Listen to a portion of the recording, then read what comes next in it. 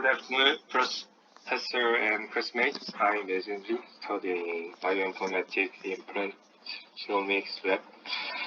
In today's seminar presentation, I would like to introduce what research I am participating in and what skill I'm using. After next generation sequencing technology was introduced, various biological data have been generated, including RNA-seq, DNA-seq, and whole genome sequencing, etc. This increasing of biological data has a significant effect on agriculture because data about genome have improved various crops, including the discovery of genetic variation that can increasing the efficiency of plant reproduction. Among the various crops, soybean have high protein and oil contents, so they are one of the crops that is being actively studied. As of May 2020, NCBI, a biological information sharing website, shared 974 projects, 17,076 sequence read archive data.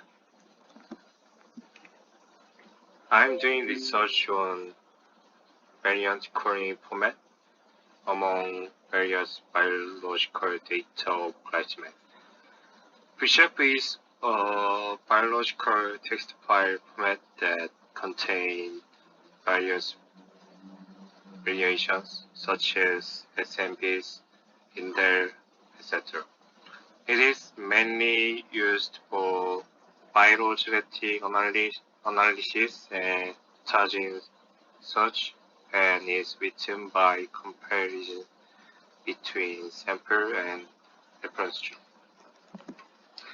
The reference genome used here is a digital nucleic acid sequence database, assembled as a representative example of a set of genes from an ideal individual organism of a species. Reference genome is used for genome assembly, variant query, RNA or other sequencing, read, alignment, etc. However, the reference genome is defined a type specimen that characterized an individual genome, so that the reference genome does not represent a diversion. As a result, the reference genome of glycemics has multiple versions, and the BSHAP based on reference genome has many versions. Because each BSHAP file with different version is based on different reference. This situation creates a variety of problems such as changing the physical location of the locus in integrate BSHAP files. To solve this problem, sample of BSHAP must be mapped and recreated with the same reference genome. However, the problem is that it is difficult to find each sample raw data, and it takes a lot of time to create a BSHAP. I'm working on a study to solve this problem. First, based on BSHAP information, create a short sequence path file containing each SNP version. After this process, align created path file into unified version of reference genome using EWA program. It is expected that this will get information which changes position of SMPs.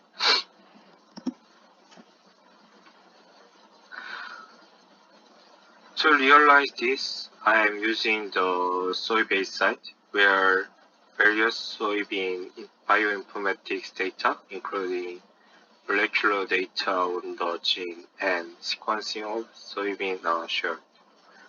I was able to obtain 7 reshape files written in Clima version 1, 11 reshape files written in Clima version 2, and various versions of Glycine X.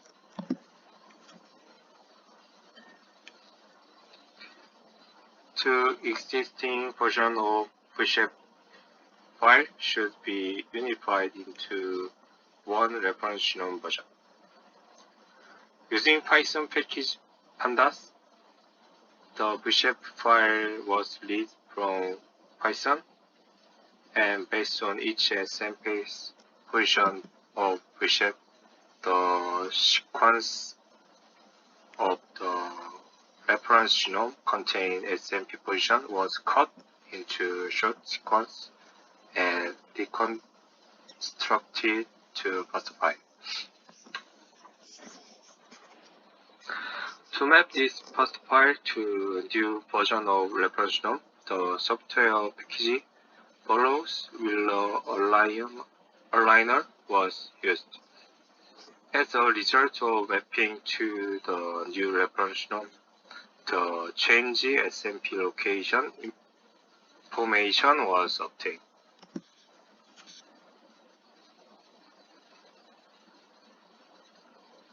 Using this information, a table was created to indicate which positions are located in reference genome version 4.